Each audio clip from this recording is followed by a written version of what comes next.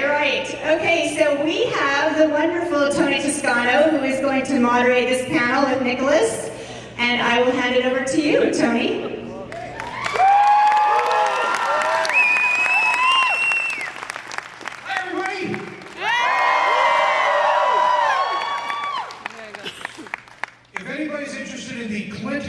Makeup demonstration, it has been canceled. It's just a joke for just a few of us. Hi, are you having a good time? Not waiting in line. Backstage, there's a guy named Nicolas, Brendon, you know, walking around. He's going to come out in just a second.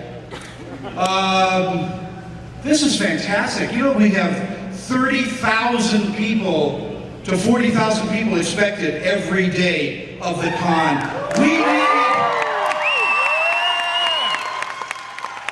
We need to extend it 2 more days.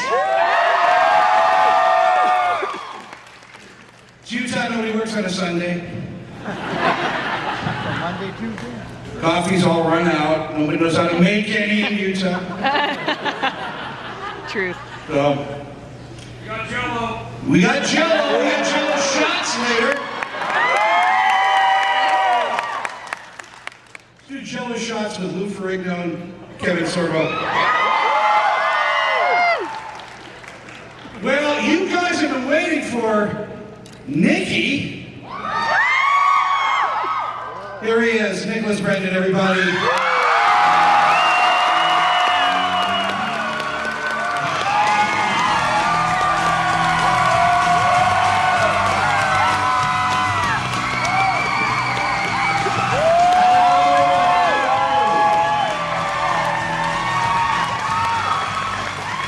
How are you, Utah?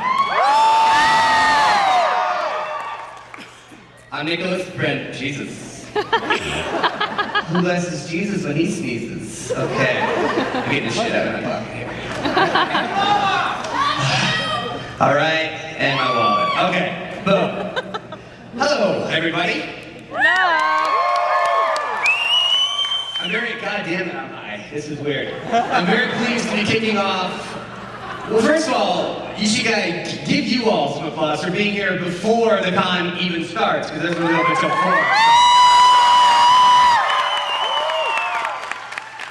So this is my first time in Salt Lake City. I was just telling somebody backstage it's my first time in Utah. She's like, oh, I've been to Sundance. And I go, that's in Utah? That was back during my drinking days. I went skiing there, and they had warned us. Now, I'm born and raised in Los Angeles, so we don't ski.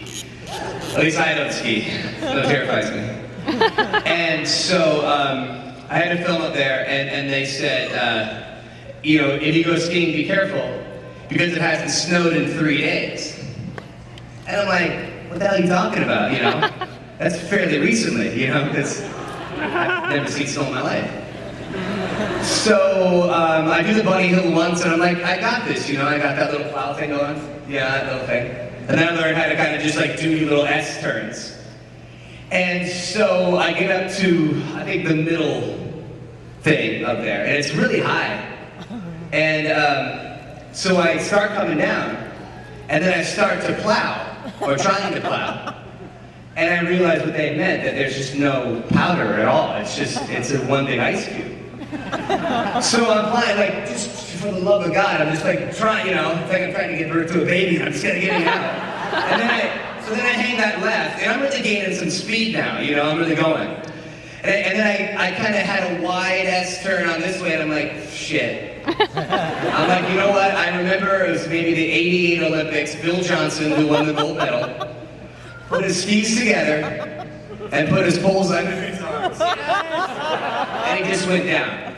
Now, mind you, I'm wearing goggles too, and it's cloudy outside, so it's like, I can't see anything. I'm probably going like 40 miles an hour at this point. And I hit a lip, and I just face planted. My soon-to-be ex-wife was up there. She saw the whole thing because she knows how to ski. So I'm waiting for her to come. I'm also in the middle of shooting a show too. I'm waiting for her to come to see how bad it is. because it was horrible. And so all these security people are, you okay? I'm like, yeah. So then Tressa comes and she looks, and I thought that my nose was on the backside of my head. It wasn't that, I was just terrified. I was waiting for ski patrol to come up. I could have skied down, but I was terrified. And they put me on the back of that little toboggan thing and down. So that was my skiing experience. So I was used. So yes, I have been in Utah before and it almost killed me. So maybe that's why I forgot about it. So we're gonna take I'm gonna take some questions. If you guys have any questions, please come up to these microphones that they've spaced about 50 yards apart. Hello? Hi. Okay. Hi. Oh my God.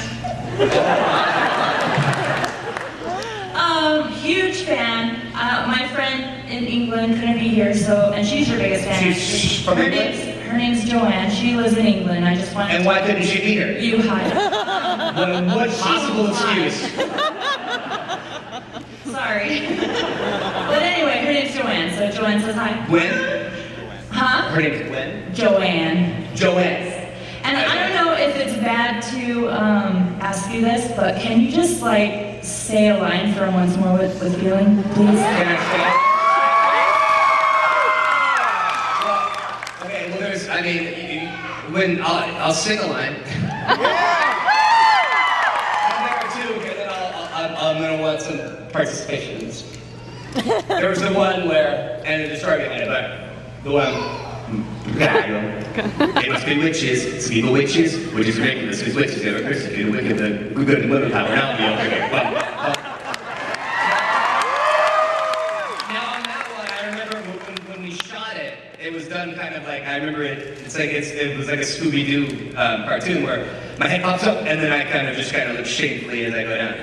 And I nailed it on the first take. And it was one of those ones that hadn't I gotten it on that first take, we would have been there for 25 takes. Yeah. And I'm like, oh my God, I can't believe I'm nailing this right now, you know? Okay, and then,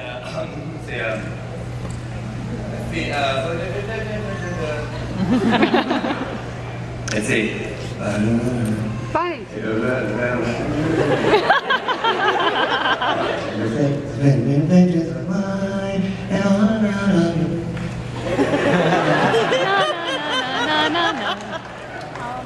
She is the one, she's such wonderful fun, such passion and grace. Warm in the night when I'm tired, embrace, tight, embrace. I'll never let her go. The love we've known can only grow. There's just one thing that, no, I'll never tell. Cause there's nothing to tell. Dun, dun, dun, dun, dun. She eats a house where Angie sneezes. She eats these easy cheeses that I can't describe. Okay, there we go. All right. I guess I wanted to sing that. I do these awesome karaoke events, which for my personal meet and greets that my associate Jackie and I kind of put together, and I sing that all the time. And every time I sing it, I cry a little bit. And also shit my pants. That's why I wear adult diapers.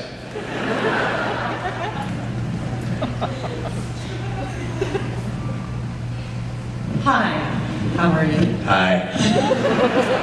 So I had a question regarding the Buffy series. It was supposed to end after series 5, and then it came back for 2 more seasons. And I wanted to know, in your own words, what was it like coming back for those last 2 seasons when you were planning on it? And did you agree with coming back after she died, or do you think she should have stayed dead? It wasn't supposed to end. That's after season 5. We just left. That's what I meant. Yeah, no, we just left the WB after season 5. It's one of those things that nobody had any faith in the show. So, we only signed a 5-year deal with the WB, and Fox was offered this show first, but they had a show called Kindred the Embrace with C. Thomas Howell. That was a vampire show, so they said no.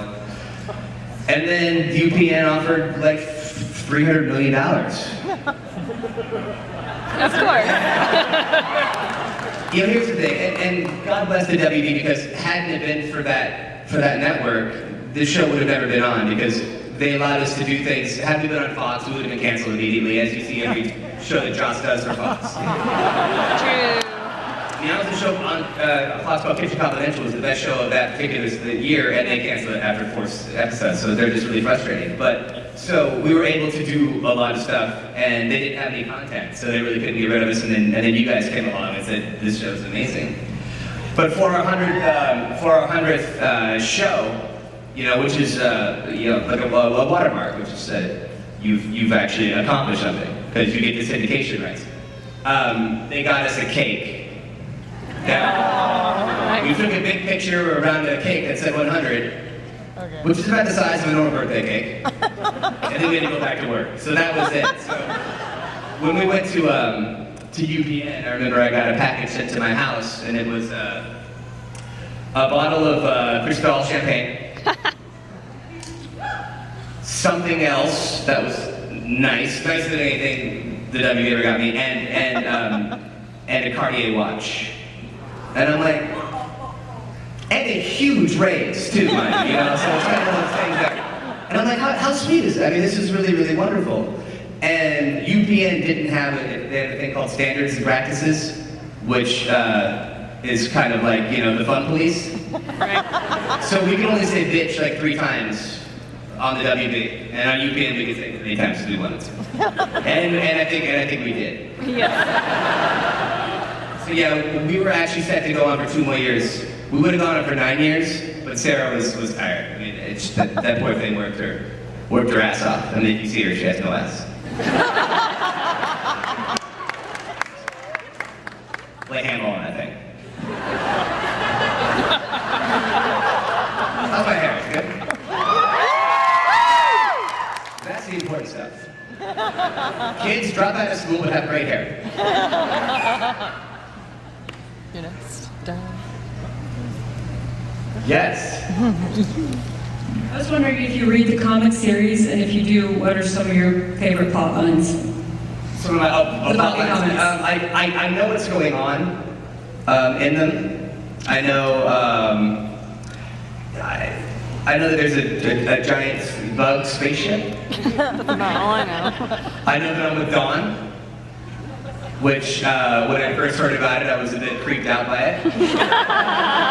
Because she was always like this 13-year-old girl with her Russian mom on set, you know. But then I saw Michelle was in a spread for FHM magazine, and she's grown up. So I feel totally fine about that now. Where do boobs come from? You know what I mean? Wow. Just didn't expect that to happen. But that's essentially it. I'm not allowed to talk about it, but I might do some work with the comics and do some writing. That's awesome. So I take questions on the plot lines at that point. But I think we're gonna do a Xander thing. So.